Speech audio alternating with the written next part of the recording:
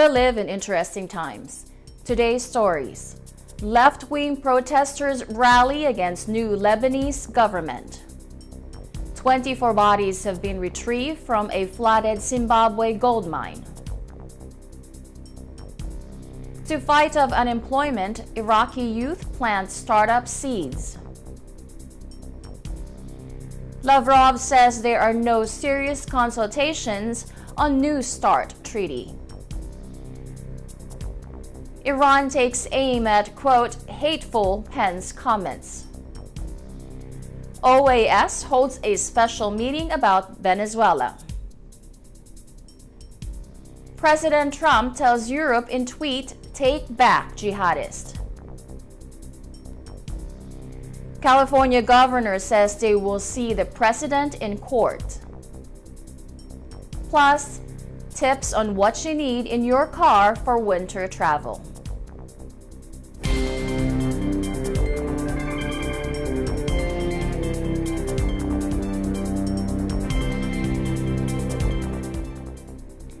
Hello everyone, I am Rose Papa Angeles, bringing you stories from around the globe. And this is Eagle News, Washington, D.C.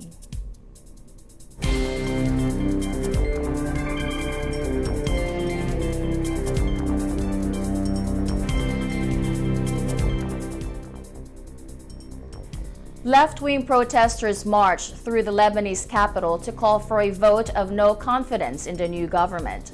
The cabinet was unveiled at the end of January after an 8-month wait that had heightened fears of a major economic collapse. صحيح إنه الحكومة حصلت على ثقة من البرلمان بس غالبية الشعب ما بتوثق بهاي الحكومة لأن معظم الفرقاء المشاركين بالحكومة هم المسؤولون عن وصول الوضع في البلد إلى حافة الهاوية. اليوم هذه المظاهرة للتصويت بالشارع شعبيا، نائبات وعمال وقوى سياسية وطنية ونسائية وديمقراطية نازلين اليوم على الشارع لنصوت بلا ثقة لهذه الحكومة، حكومة سدر، حكومة فرض الضرائب، حكومة فرض الرسوم والمزيد من المديونية.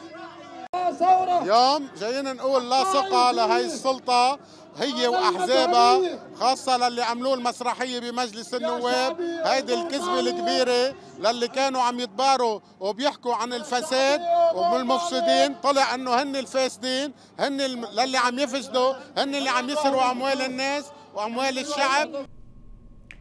State television reported rescue workers retrieved 24 bodies and 8 survivors Saturday from 2 flooded gold mines in Zimbabwe, where officials fear dozens more illegal miners are still trapped. So far, 24 bodies have been exhumed, and out of the 24 bodies, 23 bodies have been identified. And the fact that we are in the rainy season, our miners, they are working using rudimentary methods of mining, and their machines, if any, were not even at the site when the accident occurred. The Zimbabwe Broadcasting Corporation reported 8 of the trapped miners have been rescued, while 24 bodies have been retrieved to date as rescue efforts continue at Battlefields Mine. The 2 disused mines are situated near the town of Kadoma, 90 miles southwest of the capital, Harare. The report added the rescued received medical attention on site before being taken to hospitals, but were in a stable condition. Television footage showed some of the men in soaked, muddy clothes being helped to a makeshift clinic. In a clip posted on Twitter, one survivor told journalists that the waters had risen to neck level, forcing them to stand for days until it receded. On Friday, the government said that between 60 and 70 artisanal miners were trapped in 2 shafts. Local Minister July Moyo said in a statement it launched an appeal for $200,000 to be used to pump out water, feeding the bereaved families and the rescue teams on the ground, transportation, and burial of the victims. He said, quote, given the magnitude of this disaster, we kindly appeal to individuals, development partners, and the corporate world for assistance in cash and kind. Zimbabwe is in the throes of a deep economic crisis, the worst in a decade. According to official statistic released Friday, annual inflation shot to 56.90%, up from 42.09% in December 2018, the highest increase in a decade. Economist says in reality prices have gone up more than threefold in recent months. Formal unemployment is estimated at over 90%, and artisanal gold mining, mostly in mines long abandoned by big corporates, is widespread, providing a source of income for many. Artisanal mining is not banned outright in Zimbabwe and is largely unregulated.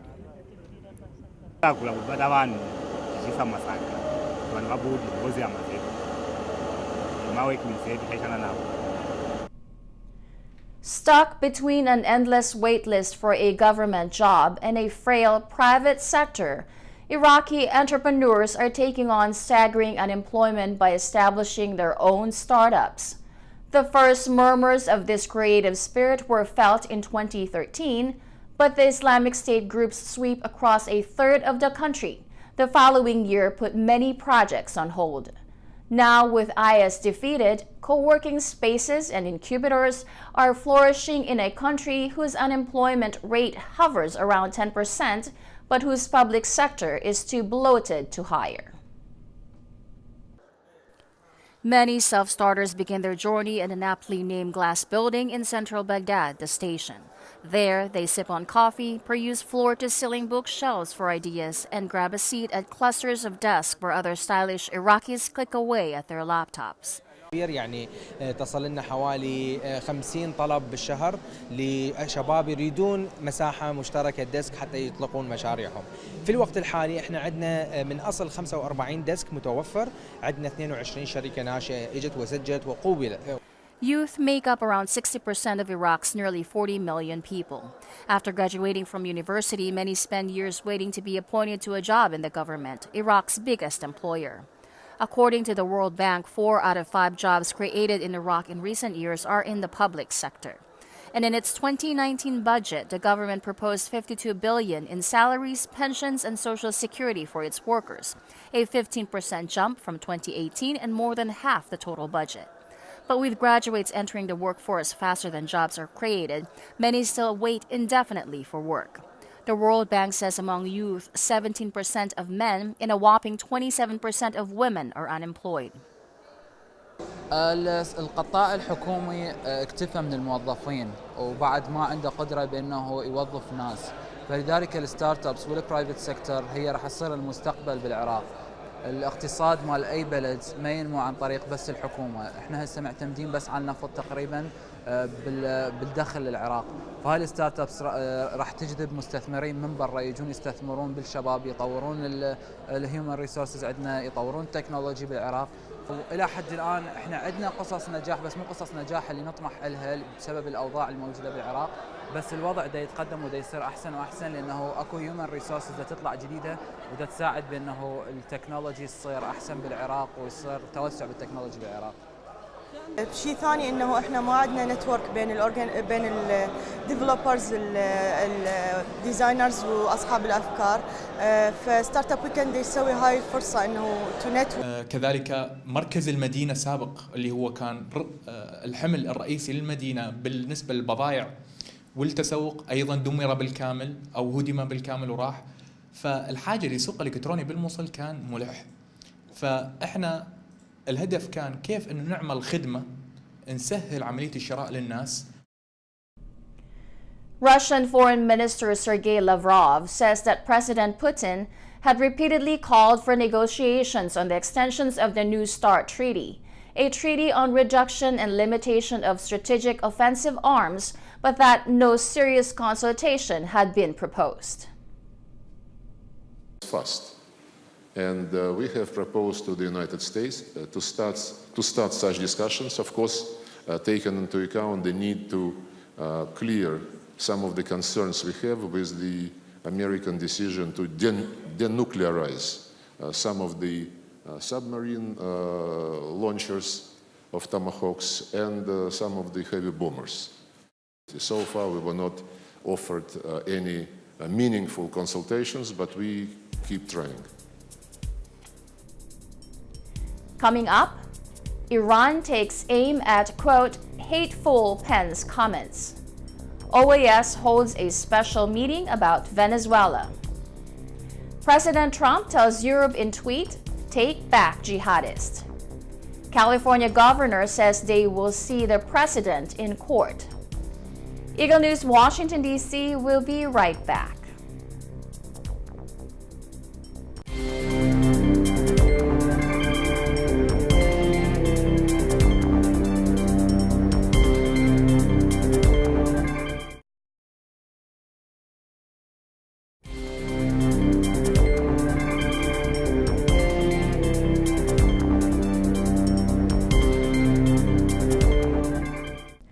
Welcome back. You're watching Eagle News, Washington, D.C.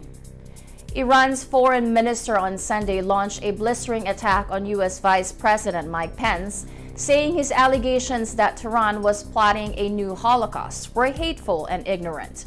Mohammad Javad Zarif told the Munich Security Conference that Pence's demands for the EU to follow the U.S. in abandoning the 2015 Iran nuclear deal amounted to asking Europe to undermine its own security. Right here in Munich, Mr. Pence repeated this farce when he arrogantly demanded that Europe must join the United States in undermining its own security and breaking its obligations. Zarif piled fresh pressure on the EU, telling Brussels that a trade mechanism to bypass U.S. sanctions on Iran was inadequate and it needed to do more if it wanted to save the accord. U.S. President Donald Trump tore up the nuclear deal last year, branding it a failure, and Washington has slapped swinging sanctions back on Tehran. Pence used a diplomatic tour of Europe this week to demand repeatedly that EU countries stop trying to preserve the deal, which curbed Tehran's nuclear ambitions in return for sanctions relief. Zarif slammed the vice president, saying he had arrogantly demanded that Europe must join the U.S. in undermining its own security and breaking its obligations to the treaty under international law. Zarif said his hateful accusations against Iran, including his ignorant allegations of anti-Semitism, are both ridiculous, but at the same time, very, very dangerous. Away from the fiery rhetoric, Zarif's criticism of Instex, the payment mechanism created by European countries to try to continue trade with Iran, will cause concern in Brussels. The creation of Instex by Britain, France, and Germany, the so-called E3 European signatories to the nuclear deal, was a complex, drawn-out process that has infuriated the Trump administration, exacerbating transatlantic tensions. But while Zarif welcomed the EU's political support, he said it was not enough and demanded Europe walk the walk. He said Instex falls short of the commitments by the E3 to save the nuclear deal. Quote, Europe needs to be willing to get wet if it wants to swim against the dangerous tide of U.S. unilateralism, unquote. He warned that the future of the nuclear deal was on the brink, saying that while polls showed 51% of Iranians still supported staying in, there were many who thought Tehran had got a bad deal. The OAS holds a special meeting about the Venezuelan crisis. The representative of Colombia calls Nicolas Maduro an usurper, while the one from Venezuela asks Americans to reject Donald Trump and its war. No estamos frente a un presidente débil que requiera la solidaridad internacional para obtener gobernabilidad en beneficio del pueblo. No. Estamos frente a un usurpador acusado ante la Corte Penal Internacional como responsable de crímenes de guerra y delitos de lesa humanidad que promueve el terrorismo.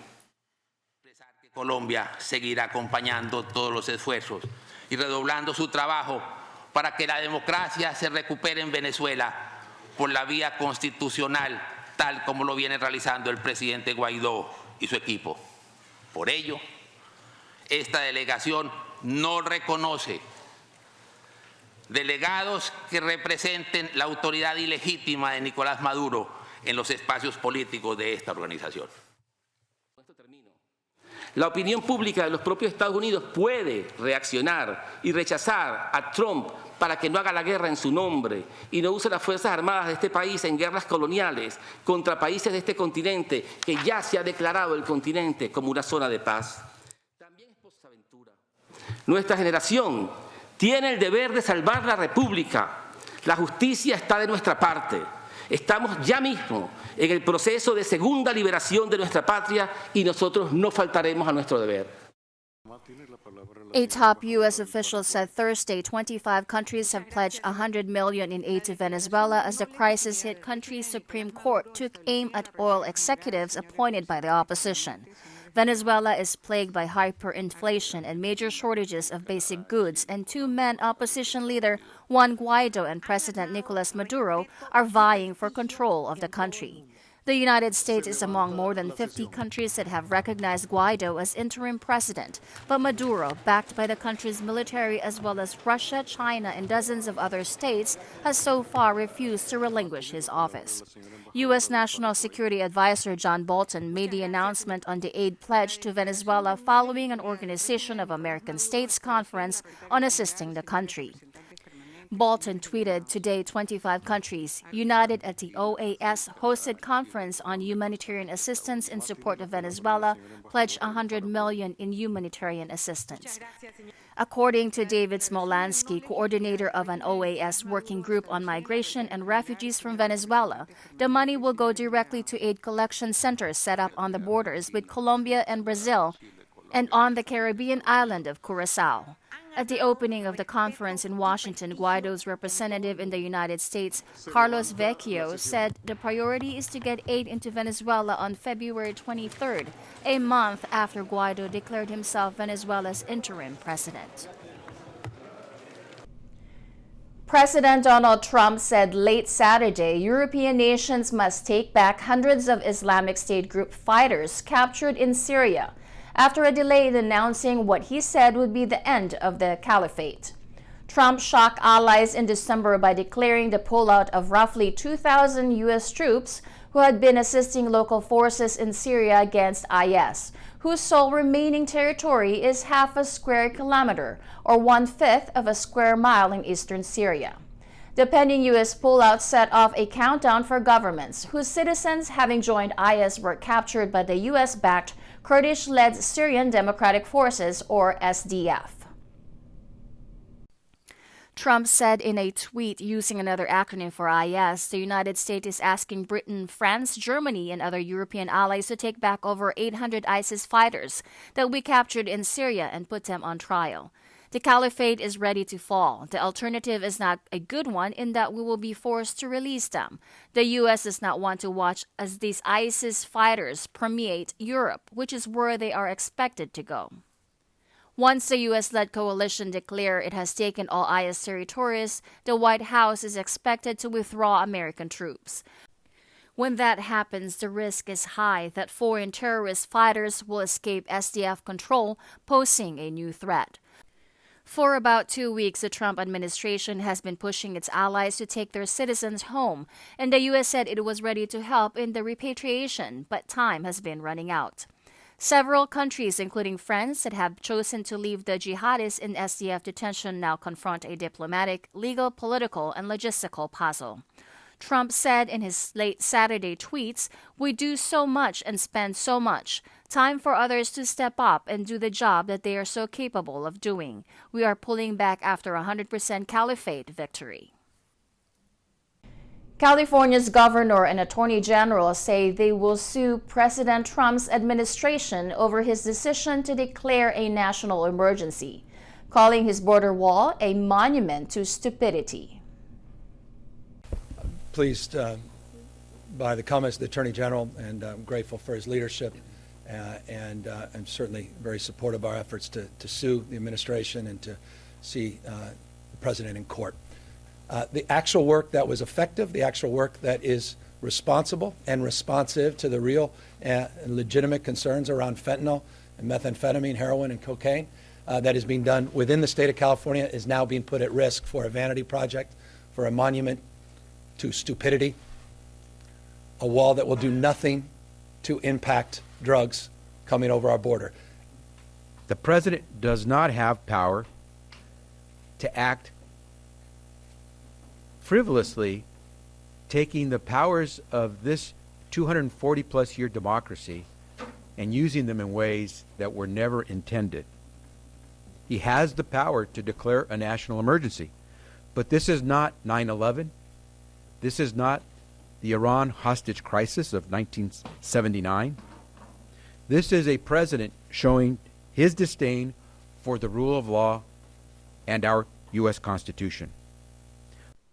President Donald Trump's declaration of an emergency to build a border wall Friday is expected to draw legal challenges that could easily escalate into a landmark test of the balance of power between the White House and Congress. Legal experts said it was unprecedented for a president to use his emergency powers to overcome Congress's refusal to fund his wishes, in this case, a barrier on the U.S.-Mexican border to keep out illegal immigrants. They also questioned Trump's categorization of the immigration issue as a national emergency and is tapping military funds for a non-military project.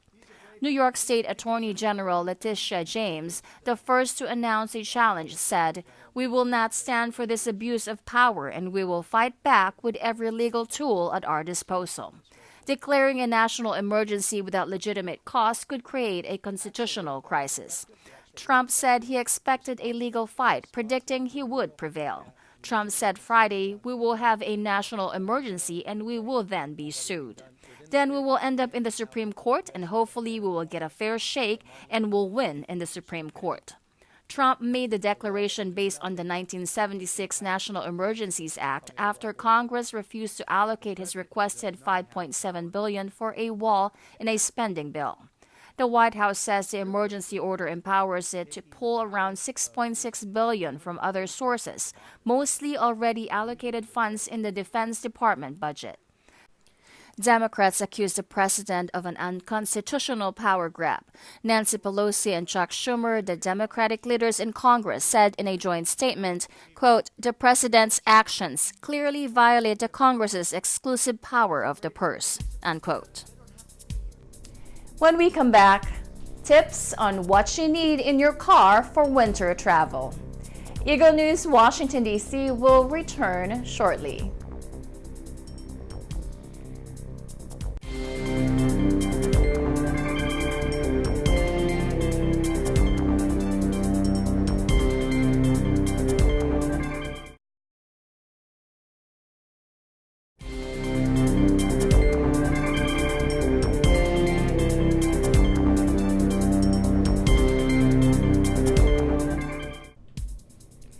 This is Eagle News, Washington, D.C. I am Rose Papa Angeles.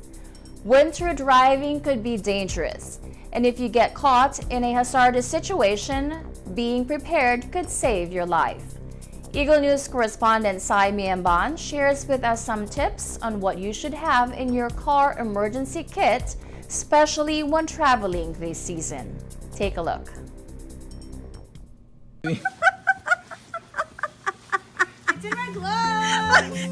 Winter snows bring breathtaking views and landscapes that spark peace and fond memories in most of us. However, it also brings safety concerns. Hi, yes, I need a tow truck. I'm off the I-70. Some of the most common winter car problems include deflated tires, dead batteries, and frozen windshields. Here are some things to keep in your car during winter driving conditions.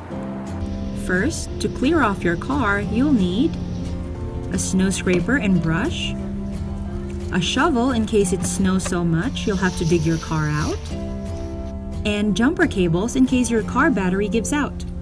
Next, be prepared for possible car trouble. The most important tools would be a cell phone with a backup charger, winter clothes and footwear such as boots, warm socks, a warm coat, a scarf, and gloves. Since most of us dress for where we're going or the warmth of our car, having those clothes in the car will protect you if you're stuck in the car or have to walk somewhere for help. The next few items will be helpful in emergency situations. Nighttime driving can be dangerous, so keep the following things handy: a flashlight, flares or warning lights, food and water in case you'll be stuck for hours waiting for help, and a first aid kit, which is actually handy to have all year round for minor aches and pains. These items should be helpful in winter driving conditions. From Flagstaff, Arizona, I'm CY Maimban, and I am one with 25. Thank you, Sai. Those are very helpful tips. That is today's Eagle News, Washington, D.C. Join us tomorrow for stories that matter to you. Visit our websites at eaglenews.ph and eaglenewslive.com. Like us on Facebook, follow us on Twitter at twitter.com/eaglenewsph. Thank you for watching. I am Rose Papa Angeles, and I am 1 with 25.